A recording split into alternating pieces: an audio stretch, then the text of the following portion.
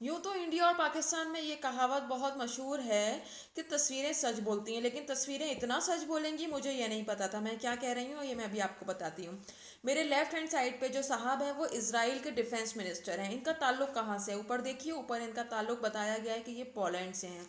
Middle में है शैतान याहू। शैतान याहू की फैमिली बेसिकली ओरिजिनली पोलैंड से है। पोलैंड कहाँ है? यूरोप में। मेरे राइट हैंड साइड पे है मिस्टर बेनी। बेनी का ताल्लुक कहाँ से है? ये पढ़ सकते हैं आप। मिस्टर बेनी का ताल्लुक है रोमानिया से। रोमानिया कहाँ है? यूरोप में।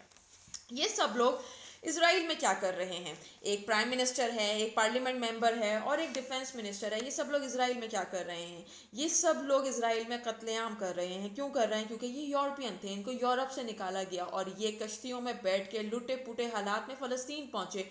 और फ़लस्तीनियों ने इनको ना सिर्फ अपने घरों में, अपनी ज़मीन पे, अपने मुल्क में जगह दी, बल्कि इनको बाद में नेशनैलिटीज़ भी प्रोवाइड की।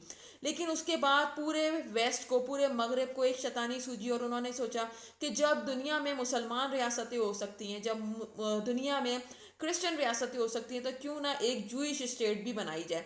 जूइश स्टेट बनाने का दिमाग में क्यों आया? वो इसलिए कि अगर इनकी एक रियासत होगी, अगर हम इसको एक जगह पर डाइवर्ट कर देंगे तो ये प्रॉब्लम, ये शिट, ये डस्टबिन, ये पॉटी कभी वापस उठ के यूरोप नहीं आएगी। ये डस्टबिन, ये पॉटी कभी यूके वापस नहीं आएगी, अमेरिका वापस नहीं आएगी। उसके लिए इन्होंने क्या किया? बेशबहा फंडिंग की। बड़े बड़े brands, McDonald's, Chanel, Gucci, BMW, H&M, Zara वगैरह वगैरह इनको फंड करते हैं अपने हार्ड अर्न रेवेन्यू में से। इसके अलावा ये कि सिर्फ पैसों से, यानी कि डॉलर से, यानी कि यूरो से इनकी मदद नहीं की जाती, बल्कि इनको हैवी इक्विप्ड मशीनरी भी फराहम की जाती है। किसके अगेंस्ट? आप सोचें कि एक निहत्ते फ़लस्तीनी के पास अपने लिए लड़ने के लिए सिर्फ पत्थर है। और अभी इसराइल की जेल से जो बच्चे आज़ाद, जो औरतें और जर्नलिस्ट वगैरह आज़ाद होके आ रहे हैं, उन पे ज़्यादातर केसेस भी यही हैं कि ये हमारे फ़ौजी को पत्थर मार रहे थे। जनाबे वाला उस फ़ौजी को पत्थर मार रहे थे जो कि ऑटोमेटिक राइफल के साथ खड़ा है। ओके, आगे बढ़ते हैं। अब इनको फंडिंग करके क्या किया जा रहा है? इनको फंडिंग करके वहीं पे बिजी रखा जा रहा है ताकि ये वहाँ लड़ते रहें, लोगों को मारते रहें।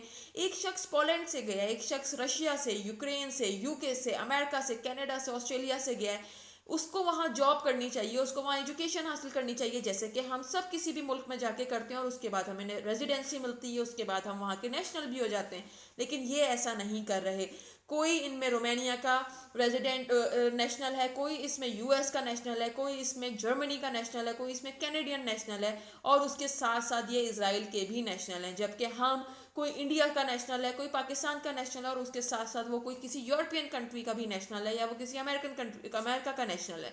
तो कहने का मतलब ये कि क्या हम इन मुल्कों में आके इनकी बिजनेस पे, इनकी प्रॉपर्टी पे, इनके स्कूल्स पे, इनकी कॉलेजेस पे, इनकी ज़मीन पे कब्जा कर रहे हैं? नहीं।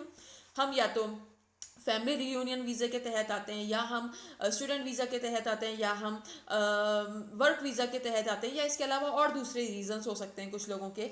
तो क्या हम यहाँ पे आके कब्जे कर रहे हैं? नहीं, हम यहाँ पे आके टैक्स दे रहे हैं। और ये क्या कर रहे हैं? ये फ़लस्तीनियों की ज़मीन पे कब्जा कर रहे हैं। और यूरोप, अमेरिका, कनाडा वगैरह वगैरह सब एक ज़बान होकर कहते हैं कि Israel has the right to defence.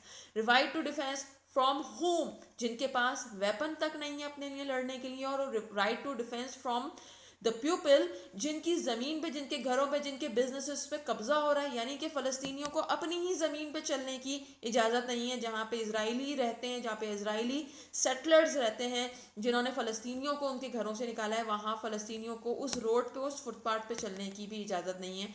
ये है इनकी हकीकत। ये है यूरोपियन शिट जो यूरोप ने, अमेरिका ने, कनाडा ने अपने मुल्क से उठा के फ़लस्तीन भेजी है। और वहाँ पे अब फ़लस्तीनी बच्चों की, औरतों की, आदमियों की, लड़कों की, लड़कियों की, डॉक्टर्स की, जर्नलिस्ट की, पोइट्स की, राइटर्स की नस्ल खुशी की जा रही है। इसलिए फ़लस्तीन के लिए आवाज़ उठाइए, वीडियो को शेयर कीजिए, वॉच कीजिए। जो लोग मेरी वीडियोस पे डायमंड्स गिफ्ट करते हैं, उसकी जो भी मॉनेटरी वैल्यू है उसको हम गज़ा की, फ़लस्तीन की उन चैरिटीज़ में भेजेंगे जो बच्चों की फूड, शेल्टर, एजुकेशन वगैरह के लिए काम करते हैं। बहुत